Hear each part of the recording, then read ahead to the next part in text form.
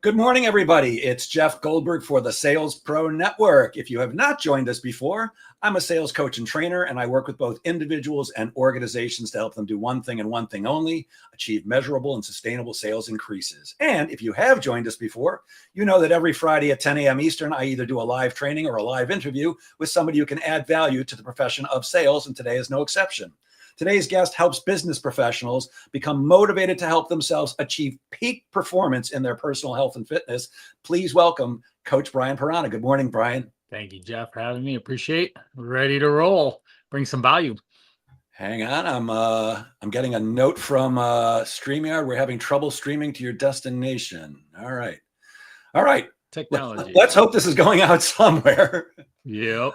Let's hope. Okay, interesting. Well, we'll just chat for a while. We'll see if it's going out somewhere. So, Brian, before I get started with the 1,000,001 questions I have for you about health and fitness and all that stuff, why don't you give us your background? What brought you up to this point? The story I love to go back to is, well, Rocky. Dun, dun, dun, dun, dun, dun, dun, dun, dun, right? We all know that song. We all get pumped up. The montages, the workout montages were my jam, and I love that going in through, say, middle school, high school. That got me into running. That got me into doing weights. Actually, one of my first jobs, serious jobs, was at the YMCA. I was a maintenance person, and I was doing folding towels and sweeping and all to get a free gym membership, which then translated into this whole thing. When I look back, and it unfolds from an exercise and nutrition and exercise degree to a personal trainer to I own 2 gyms, CrossFit gyms, for 5 years, and been doing online remote health nutrition coaching, lifestyle coaching for the last dozen years. So 23 some years in, that's where we are today. Thousands of conversations, thousands of people, lots of lives changed for the better. Love that. So I'm a sales coach and trainer. I teach the skills, the sales skills, the technical skills, and the mindset to sell more effectively and to serve more clients so that salespeople can earn more money. But I don't focus on people's health. I somewhat focus on mine, certainly not to the extent you do. But how does personal health and energy directly influence a salesperson's ability to close deals and maintain consistency? Well, being in sales, I'm in sales myself, right? My body is a billboard, walking billboard for him. So we're always selling, regardless of if we're actually selling a service, a product, or ourselves to even our spouse or our kids or our social network around us. And if your health isn't where it needs to be at, you're already one step behind. People are internally judging you because we're just human. We do it whether we want to or not. It just is, right? So hey, hold that thought. I can't tell you how many times I've told salespeople it shouldn't be this way, but it is. People judge you the moment they see you by how you look, the smile on your face, the way you hold your body, the way you're dressed. So I'm with you 1,000,000%. It shouldn't be that way, but it is. No, even say I'm here right now, but even if I just do this, I take up more room, more space, more presence, and it's noticeable. My energy will carry it in my tonality, in the words, the language I use, in the way I hold my body as compared to this, or even, if I'm walking around like this, it doesn't give confidence in that person can help me the way I need them to, because we're all trying to solve problems here. Yeah, in training salespeople many of us still do it, but in the days when everybody went on face-to-face sales calls, I would advise people, look, when you park in somebody's parking lot, before you get out, check your look, make sure when you get out of the car, you're standing up straight, your chest is out, you have a smile on your face, you walk confidently, because you don't know who's looking out a window and seeing you. And if you're picking your nose and, grabbing your crotch and shuffling in, they have one impression, but when you walk out with that confident attitude, people have a different feeling about you. And it's, again, shouldn't be that way, but we're judgmental people. It is. Unfortunately, it's just the way it is. Yep. So we've all heard the expression, no pain, no gain, or work through it or walk it off. Many salespeople suffer from burnout because sales is a high stress industry. Oh, yes. What are some of the practical steps that salespeople can take to prevent fatigue and to sustain peak performance in the face of that? There is stress. Right. Well, let's go over some of the basics. There's really simple things that we need to do to be healthy in general. We need to move our bodies. We need sleep. We need to drink water. We need to have time to decompress and stress and not just go from one screen to another and Netflix and chill the rest of the night. That's not helpful.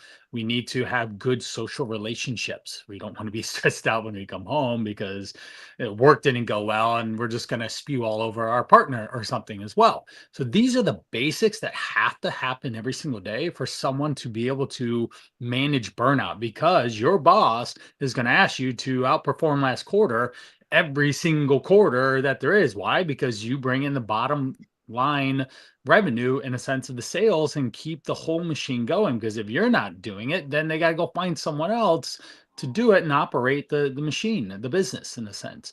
So those four components, if you don't have a small grasp on how to manage those yourself, then the burnout's going to win. The stress, the compounding interest of that is going to take hold.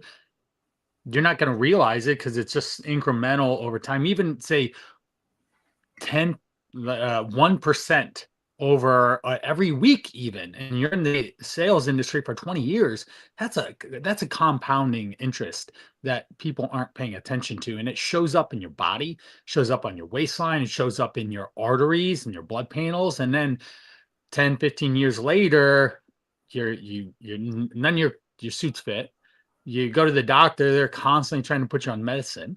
Maybe your partner's not that into you because again, we go back to this physical attraction, and your energy around them is not there either. So you're not magnetic anymore. Or even your sales just suck because you're not magnetic. You don't bring the Mm, heat, the energy, the passion, the vibrato in a sense that you need to be successful in that area.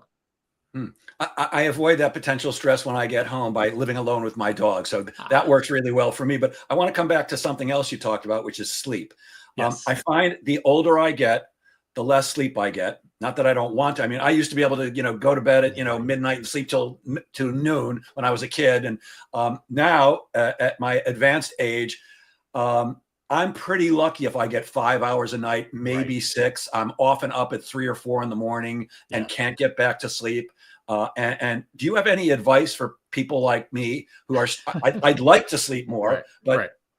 You my wake up, you body's see not an letting me do it. alarm, and he's, oh No, my I don't even gosh. use an alarm. Yeah, I okay, don't. I yeah, don't need yeah, to. you don't need I've to, you just never. wake up. I'm Yeah, up yeah. 2, 3 hours all the time before I have to even think about doing anything, right? Well, of course, we have a sleep schedule, right? We've heard it time and again on the internet, on the YouTubes, and all this, right? There's a certain time where you need to shut off and you need to work your way toward bed, screen free, and decompress and do something other than stare at a phone or work or whatever. I'm a big fan of doing Sudoku myself. It gets me thinking about numbers and nothing else. What number goes in this box here? And then all of a sudden, I power down and I'm asleep within minutes. My wife's staring at me. She's not sleeping. My wife actually married my high school sweetheart, and we've been together for 19 years. So I understand that. And we have 4 kids together. So I understand that. 2 high schoolers, 2 middle school. Actually, my oldest is taking a driver's test today. So Well, there's fingers some stress. crossed. Yeah, fingers crossed he will pass so we can move on to that next phase of him driving kids around and doing picking things up, and then that's one less thing that I have to do. But going back to sleep, maybe that makes more us sleepless as a result, but at least my wife will be more worried than I will. But so we got that on the pregame, but then waking up without an alarm really helps, and if you just naturally do it, then that's just something. And number two is that people don't usually move enough. They sit all day and they don't actually make themselves physically tired. They are mentally and emotionally tired. Number three, we have all sorts of different sleep aids from melatonin, magnesium, things that you can take in a sense. And if it's really bad, maybe you need to get a sleep study done and have someone actually go in, because maybe you have sleep apnea because you're overweight or you're overstressed. And that in and of itself is causing you to not sleep. That could be a problem and you wouldn't know, especially say in your situation, your dog's not going to tell you. No, the dog's sleeping fine, Exactly. right next Exactly. to me in the bed. Uh-huh. Well, I'm going, what do I do now? Because I mean, look, I don't want to look at my phone because I know that's going to keep me awake. Right.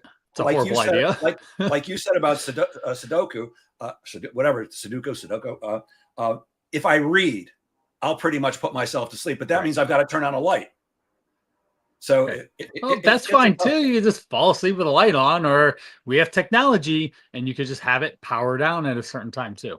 Or for me, I drink a lot of water and I feel like I have a 60-year-old bladder. I'm up once or twice in the night. And I can just turn the light off when I wake up the first time to go to the bathroom at 3 in the morning or something. Yeah. Well, that's the problem with drinking a lot of water. I have a 70-year-old bladder, and it Ah, not like it feels like when it actually is a 70-year-old bladder. it- That's pretty much what wakes me up in the middle of the night. And then right, it's like, I'll walk with my eyes slits and I don't turn on right, any right. lights. And I'm praying that I'm hitting the right place on, on the Yeah. toilet bowl, and then I wander back to sleep. And by the time I to my bed, and by the time I'm in there, it's like, oh crap, I'm awake now. What do I do? And I actually try to meditate, because meditation will sometimes put me to sleep. Right, But right. it depends. Count backwards from 100 to 1, count sheep, stare at a spot, do meditation and just try and seek your zen in a sense. Those are all ways to manage it. I'll keep working on it. Now, we talked a little bit about sales being a high pressure career and that stress Yeah. can actually be a killer. So, what are your best strategies for managing stress without losing momentum? Right. Well, with this, we have to make sure that we're setting buffer zones in your day to manage the stress. There has to be time chunks in a day where you say a debriefing from a sales call. That would be a good idea. You don't need to stack one meeting to the next to the next. You are a human being and you just can't work 8 hours in a day. Maximizing your own strengths and weaknesses around your ability to manage yourself, your energy. Those are things that you need to be ultra protective of in the space, because everyone's coming for you and they want you to make money and they want you to produce, and they're going to book your schedule and they're going to book over. I can't tell you how many sales professionals I've worked with. Brian, my dentist appointment got booked over. WTF. But they need to go to the dentist at some point and take care of their teeth, right? Because that is something that the people see right away. And your Sure. teeth aren't at least straight-ish, again, just another notch away from you getting that confidence or clarity are there. So we have buffer zones in the schedule, and you have to be strategic with them. After sales calls, before sales calls, you should be doing from any of the sales training. I've done a significant amount because I sell on the phone and enroll clients through phone calls. A pre-call sales routine, a post-call sales wrap-up, re-listening to the sales call. Those are all important pieces of the puzzle in being a sales professional who can close deals reliably and consistently, and it be as easy as it can be, right? Yeah. Yeah. And It, in it, those it, buffer zones, real quick, we want to move our body, we want to drink water. Those are going to be really simple ways to regain control, because most people are walking around like SpongeBob in the Sahara Desert. They're just a dried out sponge, and your brain is water. Yeah, here's mine right here, literally. Always right next to me, and Yeah, I try to remember to drink constantly. exactly, And I exactly. like what you said about the buffer zones. I have my calendar set up with buffer zones for meetings, Good. but as someone who sells his time, Yep. somebody says, "Hey Jeff, can you squeeze me?" And I'm like, "Oh yeah, absolutely." And Oh, I I find feel quite you. often I'm running from meeting to meeting to meeting, and it's like Right. I need a break. And then Yep. it's time to hang on. He's behind me, so I have to spell this. Finally, it's time to WALK the DOG. If Oh I yeah, said yeah, that, he yeah. would have jumped Don't up say just that word out. oh, he would have jumped up right now for sure, even though it's another 2 hours before it's time. But Right. that's a great break for me. And Yes. sometimes when I just feel like I can't take it anymore, that's Mhm. exactly what I'll do. Even if it's not time, I'll say, you know what? We're going to go OUT because daddy needs a break. Yeah, yeah, So yeah. yeah, Exactly. building those breaks is great. Uh, so much of what I go to people's LinkedIn feeds and their websites to, develop questions. And so much of your stuff, as I was looking at it on your LinkedIn feed, I'm like, that's me. That's me. Oh, that's me. I'm so excited to talk to Brian. So, you recently posted about late night eating. So I'm asking for a friend. What's the one silly solution that you suggest to solve that? Yeah, well, I'm glad that it's calling out my avatar, and you are, because sales professionals, business people that are busy, that are managing a lot in life, usually a family, usually a high performing career. The magic is slowing them down and simplifying the process. And even with sales, it's a simple process. You find out what the person's problems are and present a solution that makes sense for them to give you an easy yes, give them a no-brainer offer. And they're like, yeah, I can help you. Now that silly the solution that I gave to late night eating, this guy was not necessarily eating just say 9, 10, 11 o'clock when it's dark out, but in the middle of the night, 3 a.m. in a sense. Now, the silly solution that we came up together that worked for him, because my job is to create solutions for the individual person. Right. I can give you, hey, just don't eat at night. Right. That's it. We shouldn't be eating at night. It's not the right time in the day to put food in your mouth. Right. Nothing like putting a whole meal's worth of calories in your mouth and then you just sleep for 8 hours or 5 hours. Now, he used caution tape and he would put caution tape over the door frame to allow that to be a barrier. And we want to create small barriers that make it just even if it's this much harder. So, example, you say you're addicted to social media, just as an example, and or you use it for sales and you're constantly scrolling through LinkedIn. If you wanted to break that habit, you delete the LinkedIn app and then you log in through the browser and go about it that way.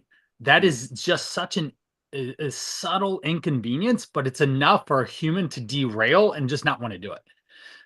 So the caution tape is an example. Or the other example I gave at the end of that little clip was put things above the cabinet above the fridge. That hard to reach place where you have to stretch. If you're tall enough, you can stretch and work it. But if you're not, you gotta go drag a chair over. If you're addicted to food, number one, don't buy the stuff. Don't have Oreos and chips and all this garbage that's gonna take you down a low energy result and increase in your clothing size and a decrease in your sales in a sense.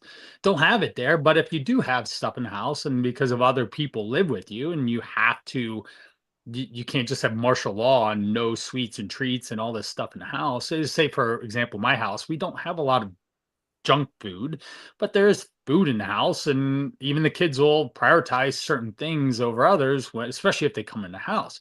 By putting them up in that place, they are way less likely to do because it's out of sight, out of mind.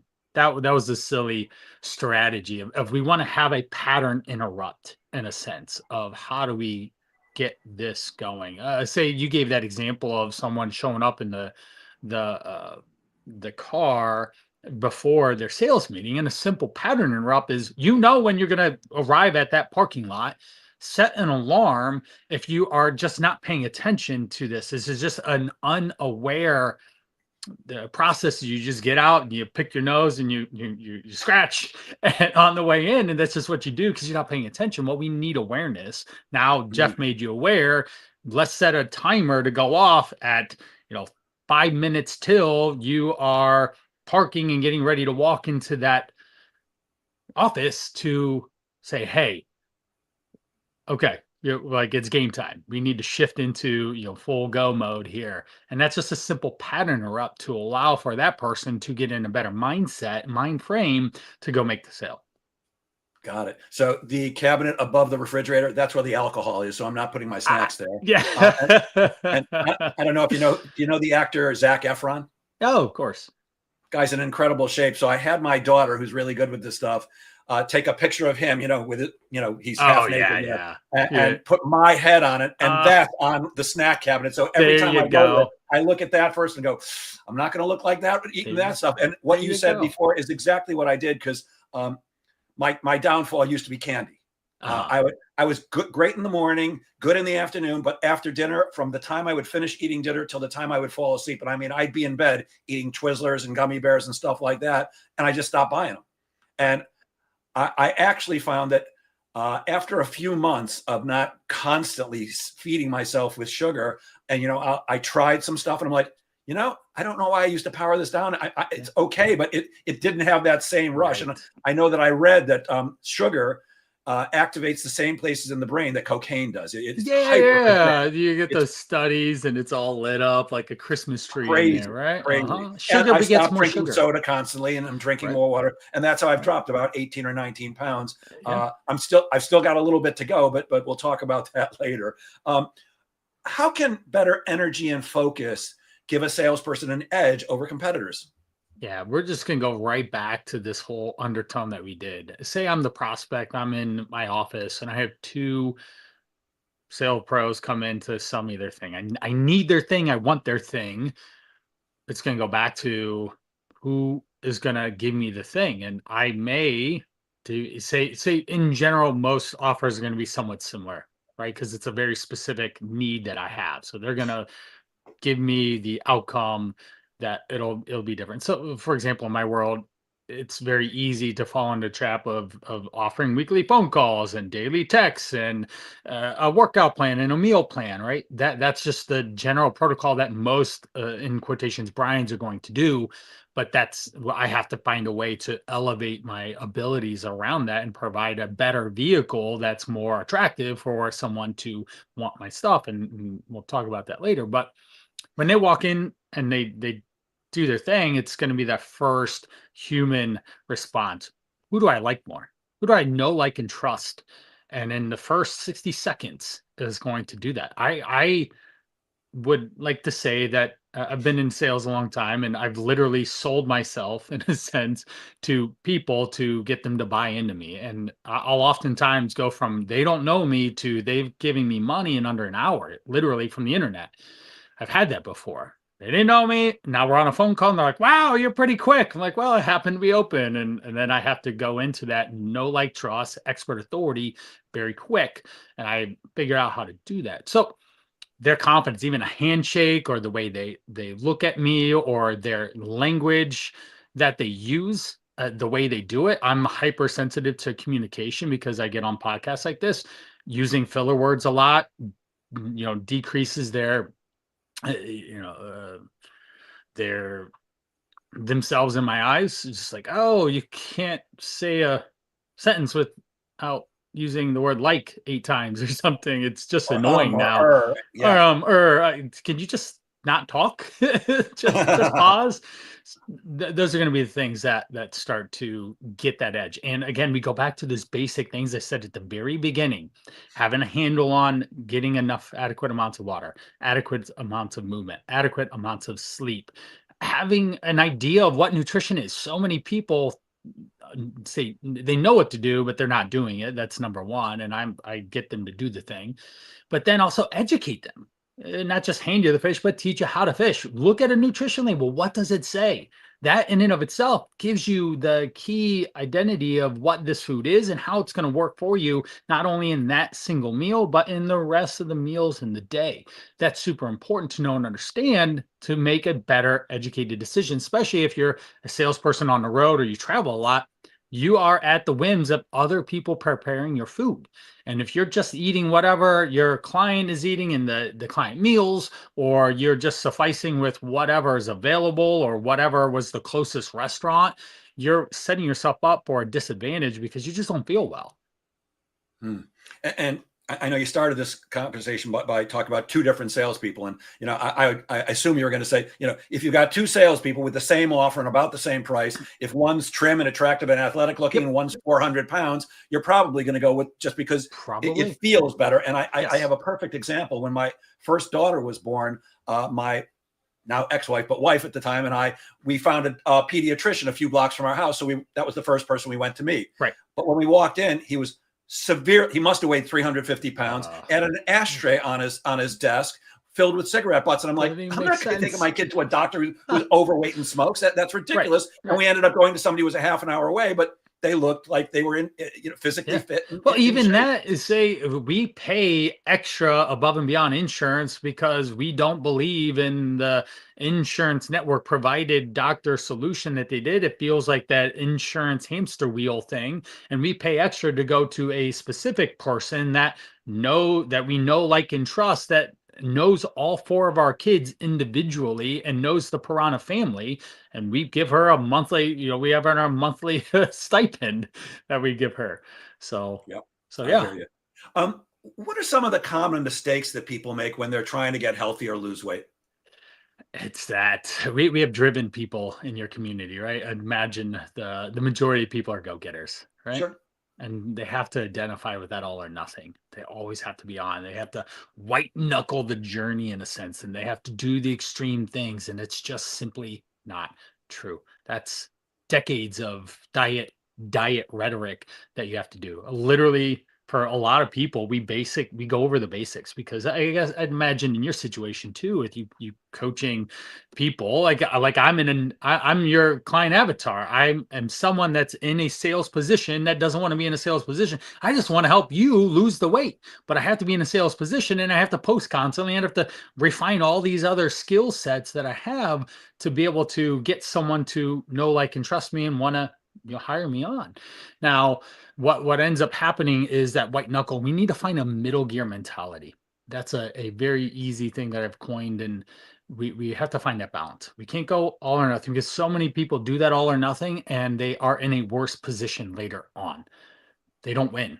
So it didn't Mm. work. It worked for that small instance. It's like using a sales hack or a sales framework in a sense, or a fast action discount or something. But at some point, you wear out your audience and then you have to go find something else. And then I imagine you'd just say, hey, we need to be true. We need to be authentic. We need to have just the basics in selling down and take people through a buyer's journey in a sense because they want to buy. I want your thing because I have this problem, but they want to feel it's an authentic way. And I even saw your LinkedIn post of like people just drowning you in the DMs, and it's so true. It's just like, oh my gosh, please don't. Don't. Yeah, Please don't. I can't resist mentioning that since you brought it up. So yesterday, as you just mentioned, Brian, I posted it because somebody, and this happens to me 5 times All a the day, time. every Yeah, day. yeah. All the Somebody time. reaches out to me on LinkedIn. Let's connect. I accept the connection, and immediately there's a DM in there saying, "Hey, let me tell you how I work with coaches like you to help you get more appointments." Right. Really? Really? I don't Yeah. know you. LinkedIn was, I don't know if you're aware of this, but I've been on LinkedIn for 20 years. I think it's about 22 years old. Yeah. And it was originally designed for networking. The Yes. networking that we do face to face, it was designed to do that online, and it Yes. was brilliant at it. Now it's used for many other things, selling, Right. recruiting, and other things. But Right. anybody it's like, I always equate it to this. When you connect with me on LinkedIn and immediately try to sell me something, it's like me walking into a bar and walking up to a woman and going, "Hey, want to come back to my place?" Not Yeah. hello, no Yeah. drinks, no, let me One out introduce of a myself. hundred, you might get that. You might get lucky Well, every if once I in a look while, like but you, Brian, if I look like you, maybe, but me, more like 1 out of 1,000. Unless I always say, unless it's 2 a.m. and she's had enough beers. But it doesn't. It just right. doesn't work. No. And you also mentioned something that I can't resist. Anybody who's been following this podcast is about 4.5 years old, knows that I typically have been working with professional sales organizations. I've worked with Right. companies like Cisco and Siemens and Right. Aramark and Right. Citibank and all over the world. And I've coached professional salespeople one-on-one. And about 6 months ago, I shifted my focus. And you're right. You are. Of course, I'm not trying to sell you, but you are my current client avatar because I invented something called the Sales Confidence Lab, which is for what I call the accidental salesperson, which is a coach, a consultant, a solopreneur who doesn't want to sell, probably thinks poorly of salespeople, definitely doesn't want to ask for money and just wants to serve, but that's you my can't do wife. that unless you know how to sell. So it's a 12-week live program where we meet once a week, and I'm taking these people who don't think highly of salespeople and giving them the mindset and the skill set to enroll people naturally with 100% integrity. So if anybody other than Coach Brian, who is my avatar, is interested, please reach out to me on LinkedIn. Definitely. Talk a little bit about the power of language when it comes to self-esteem or self-care and really overall health. I think I know what you're talking about, but I'd love to hear from you. Yeah. Self-talk. It's Yeah. prominent. It's I'm the too thing. fat. I can't lose weight. I'm a failure. Nothing works for me. We can go on and on. I have clients that literally wake up, step on a scale, and those 10 seconds derail their whole day. Can we throw the scale away, please? This is Really? not helpful. Oh, I Right? love the scale because when I don't care if I lost an ounce or a tenth of an ounce. Oh yeah, baby. And Yeah, if I moving in if the I right did it, if I direction. gained a little bit, at least it's feedback knowing that something I did yesterday went wrong. Bring the And data, you say not the get rid of it drama. completely? Right? You No, there's say no that all drama the about time, it. I'm It's not like sure. I'm beating myself up. Oh, So are you still saying get rid of it completely?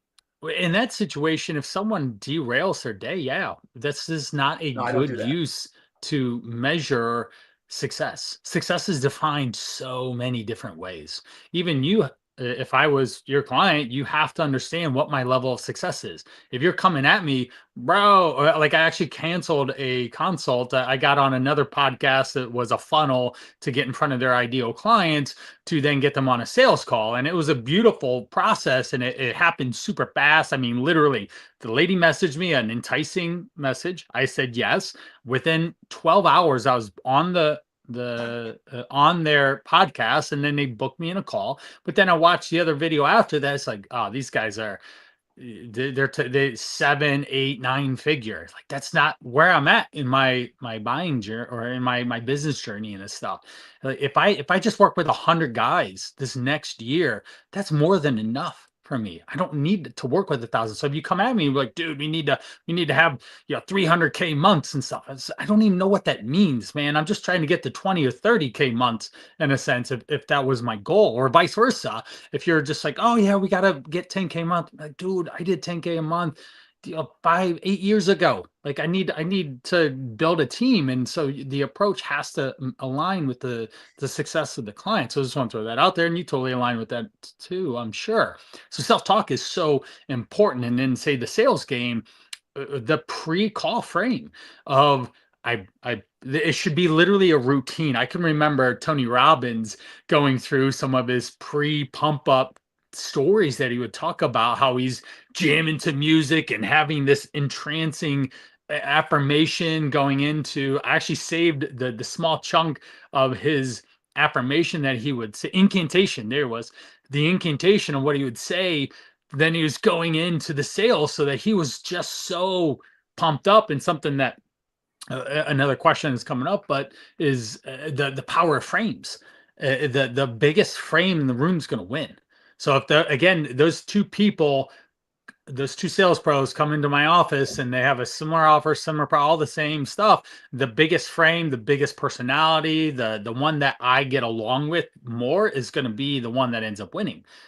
Even if it costs an extra 100 or $1,000 more, I know, like, and trust that person, or I feel better with them. So that's going to be it. Self-talk and guarding that to the best of your ability. And if you suck at it, if you always just walk around with I suck, then you need to find some help. You need to find someone to help break those patterns of behavior, those internal thoughts, to get you unstuck so that you do not have to live there. You literally are telling yourself you're creating your own world and existence. And if you can master this first, then you can master what comes out of your mouth and how you move your body to then be in a sales position that closes. I don't know what's the average. Say 10% better than the average in the industry, and then you're making bank, which then levels up your life so that you don't have stress around money. You can afford things, and when things break, it's like, oh, the engine light's on. Back in the day, that would stress me out. Like, oh, geez, how much is it going to cost now to fix my car? And that's not a problem, right? It still is a problem, right? I don't want to fix my car, but I have cash flow and abilities to replenish that money quickly, and it's not a problem. So that it just betters up, levels up your life. Yeah, I could not agree more. In fact, the very first session of the Sales Confidence Lab focuses on that Yeah, mindset good. and See, self-talk, yep, because people have, just like I can't lose weight, or I'm too fat, or I can't sell. I hate salespeople. yeah, Selling is scummy. yep. We got to get rid of that first. And something else I did, which I'd love to have your opinion on, besides weighing myself every morning, which you're iffy But on. and you can, if that's aligned with what is good for you and you're a numbers driven person, yes, let's do that every day. As Now, long as it doesn't derail me. yeah, and I'm still going to buffer. Hey, Jeff, we're going off a 7 to 10 day cycle of time to allow for average, the rule of averages, the law of averages to play out. So every Yeah. week is when we're basing what we do and decide on what is going to happen or not. It just as imagine, hey, you're going to take 5 or 10 sales calls, and we're going to take the average off those, not on one or two, and you'll go ahead and close either of my suck. Well, you might close the next three, and now you're 55% close rate, and that's would be pretty good. Yeah. The other thing I did, though, besides weighing myself, is I have an accountability partner, and every morning Yeah, we text definitely. each other our weight. and we either applaud each other and go, okay, you didn't lose anything today, but make it a great day anyways. You can get it back. So having somebody else, Yeah, left to my own device, and I'm a pretty disciplined guy, but right. left to my own devices, I love myself and I'll give myself a break. And sometimes we need somebody not to beat us up, but to say, hey man, you told me you were going to eat properly and drink more water and get some exercise. If you're not going to do it, I don't want to be accountability partners with you. And to me, that's the essence of any good coach or partner. I don't need somebody who's going to say, it's okay, I'm sure you tried your best. I need somebody who's going to say, hey man, well, are you committed or not? Real quick, again, we go back to the success of the client and what my job is to align with their process. And if I would do that, say, all or nothing approach on one person, it might derail their progress. Whereas on another person, they need that kick in the pants, in a sense, to get them, oh, you're right, man. I totally gave in that time. And that's the art of the coach and the process in and of itself, for whoever you're working with, so that they get it. Because then if you can cultivate that type of environment in their head. I have people that hate going to the gym, and 3 weeks later, they self-sign them up to the gym. They got a membership and they didn't even tell me. I said, why did you tell me? I would have given you an air high five for that, because you hated going to the gym. But because I met them where they're at, and I gave them incremental things, action points to work on, that they built the confidence and the energy, and the decision became a lot easier. Oh, it makes sense that I need to go to the gym. It makes sense that I need to run ads, and I need to post relevant content toward my ICA, and I need to hit people up in the DMs, not spam like, but get the hand raiser and get them the inbound marketing, a magnetic attraction. Like, I have to learn those skills if I want to thrive in my environment and win. Yeah, I think it's also important to find out what works for you, because what works for you might not work for everybody. I don't like going to the gym. I've joined a gym and just didn't like it. So, but I like being body at home. surf, like you said, like that Yes, would I probably body be a surf, but really good thing. you know what else? I like riding my bike. So I have a bicycle, and I also have an indoor bicycle for the winter. So I can constantly do that. I have weights in the house, some exercise things. So, you got to do what works for you, as long as it's actually working. Let's talk about sales leadership. I work with a lot of salespeople, but both professional and non-professional, but also, sales managers, sales VPs. How can a sales leader encourage a culture of health within their team without seeming like they're being pushy, or maybe it's none of their business? Yeah, definitely. Easiest thing is lead by example, right? You just do it. It's part of who you are. You take lunchtime to go work out, in a sense, or you walk outside, or you encourage an environment where, hey guys, let's stop just zooming ourselves all week long and go walk around the building and do your meeting. Right. I encourage you to do that. I'd much rather you go do that and talk and build a relationship and connection, rather than stare at each other through a Zoom call or something. So that could be a really easy thing.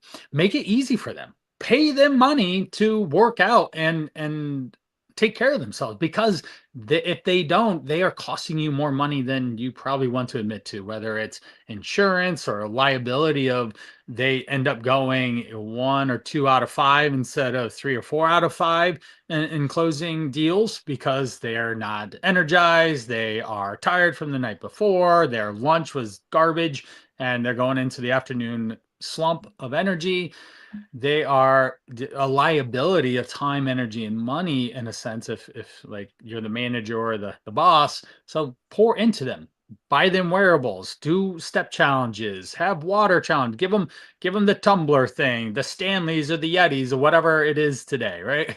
And pay them to move. A lot of, say, tech companies will have gyms in the office and encourage them, or even trainers and different whole fitness routines, classes and stuff for their people to attend. And certainly that goes by variation of size of the company and capacity and stuff, but that'd be a really easy way to encourage it. And then also, just from the front, is that if you're always putting out a message of that we take care of ourselves first, then that is going to seep into everyone's subconscious. And it's way easier to then attract people that already have that mindset. Like for me, I take care of myself because it's a congruency thing, right? I can't be the 20-pound overweight health coach. That doesn't make sense, right? That'd be like being a sales coach who can't sell. Exactly, right? Like, wait a minute here. How can I overcome the money objection again? You talked in circles and didn't really give me a clear, Yes. simple process to follow when that objection comes up. Or even more importantly, how do we prevent the money objection or the think about it objection or the spousal partner or whatever objection, right? On the front end, right? There's the where a true professional comes in of implementing those strategies. So those would be the ways that I would have is that you're breeding a culture, and if it's not that culture right now, it can be. It's just going to be an uphill battle in a sense. Whereas if you're starting out and it's always the culture, then you're going to attract the people. But hey, say some of the benefits. We have a gym on site, or we pay for your lunchtime workout, or we pay for your gym membership, or we give you a Fitbit when you sign up. These are incentivizing people that want to take care of themselves, which then you are buying into them and their health, which ultimately is their wealth, and it ends up just making it a lot easier of a circle to go around. Yeah, and I love what you said about leading by example, not just in health, but in every way in sales, certainly. And I don't want to make this all about me, but since I've got you here, and I think what I'm about to ask you will apply to way more than Sure. just me. I think I said I lost 16 pounds. I'm actually down 23 pounds, but I've still got about 14 more to Okay. go. The truth is, I don't really care about the number. I care about how I look and feel. But Right. I know where I feel best, and I've still got about 14 to go. But recently I've been out, lose a few, gain a few, lose a few, gain a few, Good old that roller plateau. coaster. And I know that partly it's a commitment issue because, how did I lose the 23? I was committed and I'm very strict and did what I needed to do. But how do we get past a plateau like this to continue when we're trying to lose weight? Well, real quick, let's go back to language. You use the word strict, okay? And what I do to maintain my health and weight, I've been in a 5-pound weight range for decades now. I don't do anything strict. I can't. I have 4 kids that are in the very much child rearing age. I might think I know what's for dinner tonight, and it might be pizza mutiny. The kids just starting chanting pizza, pizza, and next thing you know, pizza's in my house, They're the and I have best to deal with that. salespeople. Yeah, exactly, right? And so we don't want to use language around that. So we have to change and create insights and mindset shifts of how do we create a lifestyle that makes it easy for you to look and feel the way you want to. And then that again starts with those basic foundational things around eating the right types of food in the right amounts and the right times that you like to eat that tastes good. I would much rather have this thing that I'm planning for dinner tonight than to have that sugar bomb that of or that fast food thing that is unplanned. How do we make sure that we create movement that is exciting? How do we get our water in? How do we get our sleep? All those things are the basics. But going back to a good analogy of how do we get unstuck? And I do this every day with my clients, and you do it every day. I can only imagine every week where you are reviewing the prior week's efforts and the homework and the turning of it in and the doing of the things. And so a good sales professional is always looking backwards and reviewing what has happened to learn from. We're either winning, closing deals, making money, or improving your health and energy and all that, or we're learning. If you got your mind about you, we're not winning or losing, we're winning or learning, and we are getting the feedback that is telling us, hey, you're in a plateau. You are doing things that aren't aligned with the lifestyle that you want to look and feel in, or you are doing things in the sales process, or not getting on the call, or not having enough outreach, or not having the right type of messaging to get in front of the person in the first place. Or when you do get in front, you got that part of that slice of pie done. You are not communicating in a way somewhere in the sales process. You are putting your foot in your mouth and you kill the deal, or you don't have a good back end fulfillment. So you sell them, but then they feel like you ghosted them. Like, oh, they took my money and didn't give me anything, right? So these are all things that you can learn through the process of getting that client journey in a sense. So we review, we look backwards, we see what the client was doing, what their movement in my world of what the client did with their movement, what they did with their nutrition, how many meals that they made or ate out. Did they have any snacks? Did they have any social situations that threw them off? And we literally go one by one and start to talk through some of those things sometimes to help them change their mindset. Last night, I have a lady that sells medical devices and she's drives all over the place. So she's unfortunately overweight. She has more than one health issue that she's taking more than one medication for. And is dealing with vertigo too right now because of a result of her present situation. And she ran into some girlfriends that ended up she ended up going out to lunch, and then she was going over for an evening meal with another group of friends, and those are heavy calorie issues, times that where she can easily make a choice that sends her way off the progress of taking care of herself. Or she still can go do those things, but we need a better strategy for her eating out, especially since she's on the road all the time. And we need a better strategy around how she grocery shops and how she plans her food in the day and what time she actually stops to eat the food, or the time that she takes out of her busy day to move her body, because she also has metal in her ankle, screws and plates and such. So I can't just have her go walk for 2 hours after her 9 hour day of driving around. That's not going to work. I need her to squeeze in little walk points throughout the day, being strategic. So she walks for 10 or 15 minutes and we don't blow up her ankle in 3 weeks because of overuse and inflammation and all that. So am I correct that based on what you just said, you have your clients track everything they eat and their exercise and their water and all that stuff? No, that would be an assumption. So how would we look back then? We would look back. Well, there's a lot of different ways that we can go about tracking nutrition in a sense. And one of them is tracking food. Another is doing taking pictures of food. I have people do that regularly, sending me menus to restaurants that they go out to eat, sharing their step and activity. So there is some accountability and direction on what they need to do on those basics every single day.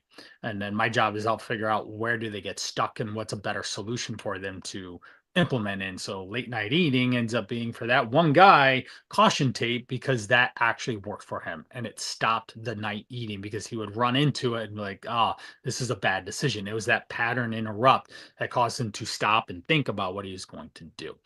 So in that situation, yes, there's still some form of calorie awareness and managing the habits and behaviors that they do have to be accountable to me for. Right, but maybe I'm confused. So I thought I heard you say, well, one of the things we want to do is review. Yes. But Yes. how do we review if we didn't write it Well, down or track it well, somehow? we talk, we communicate. I ask You questions. think They I'm going give to me remember answers. what I ate Monday? No, it's humans have patterns of behavior, and you understand that with the sales, Sure, of right? course. If we could have a 15-20 minute conversation and you would have me figure it out up and down where my strengths, weaknesses were, where what I do or don't need to be doing in my sales process to make 10% better even next week. Where Brian, do this one thing or that and this other thing too, and then let me know how that goes.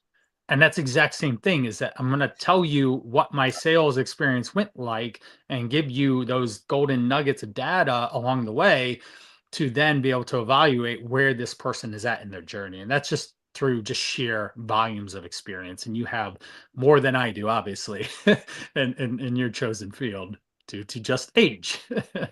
Got it. What is Rise 72? I found that on your website. What is Rise 72? Yeah, Rise 72 is the 3-day fat loss protocol. It's really the Kickstarter, kick in the pants, a very simple protocol to follow around nutrition, around movement, around starting to reframe your mindset piece. To lose weight for To 3 days? Oh, 72 hours. Yeah, Duh. yeah, exactly. So 3-day. We don't need 75 hard. We don't need this the I'm not going to eat this whole food group for however much time. We just need small incremental steps, and that's what the Rise 72 is. It's let's get refocused and use that initiation energy that you have of getting excited about doing something new, and be able to start to formalize the actual real behaviors of picking out food, putting them in portions, and practicing that portion control, and then eating it in a better time, and moving your body in a way that's simple, that's easy to reproduce and do. That's what the Rise 72 is about. So it's just a 3-day Kickstarter. Yeah, like, hey, Brian, I'm interested in what you do. I'd like to try something out. Like, I might not be ready for your 12-week sales program, but you would probably have some sort of an intro to me, get to know, like, and trust you quickly, in a sense. And even that's why you're doing these live trainings every week, right? This is a snippet of, hey, get to know, like, and trust me by listening in, and go listen to 3 of them. And if you like what I say and how I present myself, then you would likely be a good fit for my sales lab. Yeah. So So that's I what find that I is. find when you're generous and you give people advice for free and you show them who you are, then Yeah. they do Yes. exactly what you said, get to know you. Now, is Rise 72 the same as the Call to Rise program? And if not, what's the Oh, difference? yeah. So the call to rise is a 100-day fat loss challenge. Yeah, I'm thinking Uh, 72. I mean, I yeah. don't need to lose weight for 3 days. I need to, or maybe some people Right. do. Maybe they only need to lose Right. 2 or 3 or 5 pounds. But Right. I think well, maybe I'm wrong, but I think most people who are looking to lose weight typically have more than 2 or 3 pounds. Of 10, 20 course. could be. I mean, I know my stepfather lost 105 pounds at one Yeah. time, which was Right. but on Weight Watchers, and it was astounding. And I always say, oh, maybe this is perfect sense because I always say it's hard to do big things, but it's easy to do small Yeah. things. And I always use the example: I can lose 3 pounds in a couple of days. Yes. 100 pounds, that's going to Yeah. take me a lot longer. So Yep. is that what the Call to Rise program's about? Yeah. So we start with the 3 days of, wow, Brian made it really simple for me to put some nutrition protocols into play. It's really easy. You just eat some protein, some vegetables or fruit, and some starchy carb in portions. It's blatantly simple on how I lay it out. You just literally go do the thing, and you will feel better in 72 hours, which then you're like, oh, I need more.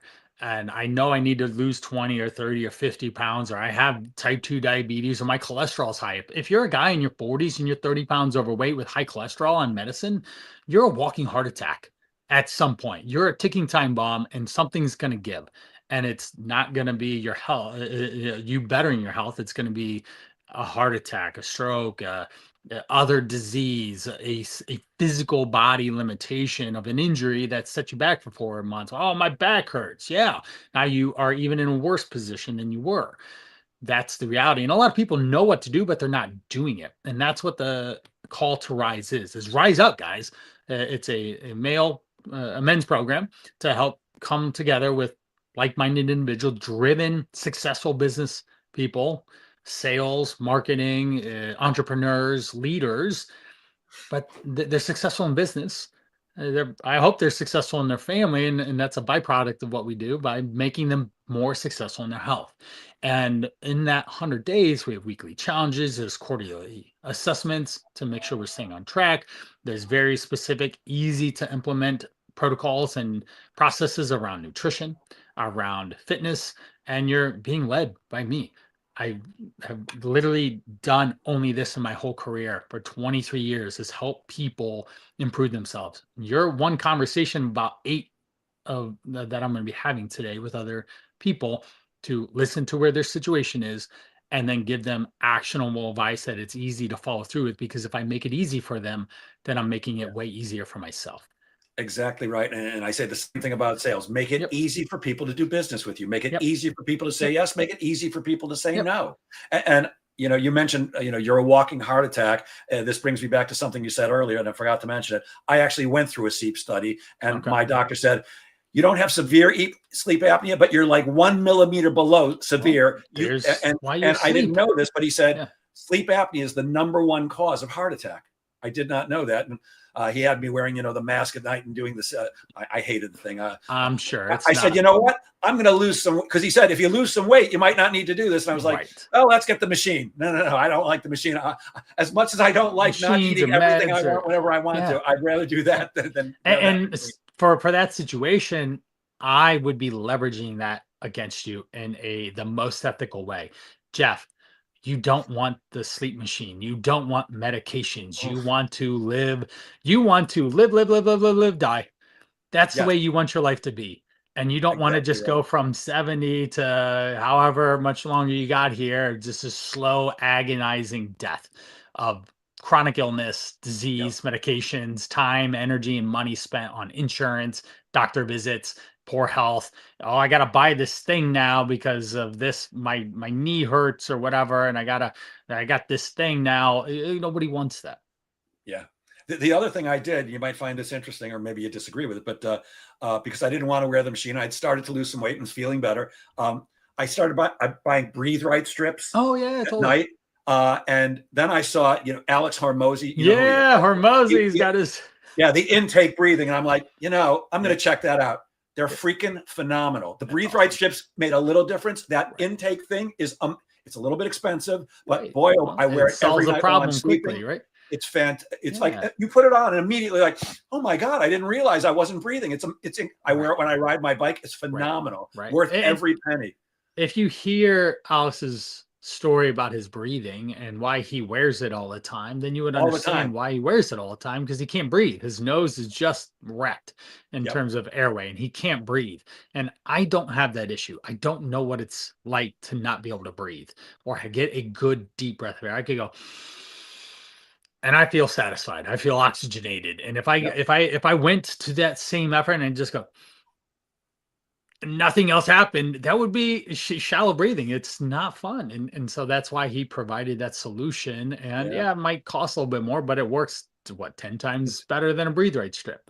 I'd say 10 times could be true. It's at Yeah. least five. The Yeah, difference right. is It's the hard difference is to astounding. ignore Hermosi these days. He is anywhere, everywhere, and Yeah. he does good work at the Yeah. He's very great. least. He's brilliant at what I've he got does. his book over here, actually, the money models and Oh all yeah, that I stuff. got So all of his books. all of He's yeah. fantastic. He's really great. Yeah, and I can breathe, but I'm telling you, Yeah, this thing makes an yeah, amazing difference. It's that's when great. I And put you it can on, like, see the iterations of what is on his nose over the years, of a solid color to his eye at 1/0 to now he just has that must be the newest form of it. yeah, yeah, And yeah, the very, very best cool. Hey, iteration so far. we're almost out of time. Yep. What's one habit that every salesperson listening right now could start today that would help them sell more in say the next 90 days? Yeah, definitely. Write this down, everyone. Grab paper, grab pencil, real quick. It's a simple question. Are my choices moving me towards my health goals, which are ultimately then my sales goals? So I'll say it one more time. Are my choices moving me towards my health goals, which are ultimately my sales goals? That would be the best thing, because then it sticks in the mind. It's not some trick or whatever tip or something. It's literally a thought process that I need people to think about to stop the patterns of behaviors that they're in, to get them making better choices. If you take a buffer time in the day and you go out and move after a stressful sales situation, and you breathe and you get some water in and you decrease your stress levels dramatically in that 10-minute time frame, and then you can think clearly, okay, that's done. Now, what's the next thing ahead? And you can go with a more clear, productivity driven mindset to be able to facilitate and be resourceful around what you need to do next, which is all any part of a successful life. Fantastic. So, Brian, if somebody wants to be in the Rise 72 program or the Call to Rise, or to work with you on a one-on-one basis, Yeah. how do they get in touch with you? Yeah. You'll find me in socials at Coach Brian Parana. You can find me at the website, thecalltorise.com. If you're not ready for a 100-day commitment, which is fine, we didn't know each other just yet. You'll get to know me, follow me, and maybe give me a heart on Instagram or something, or LinkedIn, because I post all the time. But then the Rise 72 is linked on that. But you'll see some incredible transformations of everyday people, guys that are doing, and I do work with women too. It's just that's the main program that I spend a lot of my effort and time on. Gotcha. And if you're looking for Coach Brian Parana, it's not piranha like the fish. It's Parana. Yeah. Parana. Sounds Brian, like a fish, but not spelled. and not as dangerous, I'm assuming. No, I'm easy to get along with. Perfect. Well, Brian, thank you so much for sharing your Yeah, brilliance with us so generously. And I'll end this as I always do. Guys, please remember that sales is a game of making things happen. Get out there and make sales happen. Have a great weekend, everybody. Have a great weekend, Brian. Thanks again. thank you.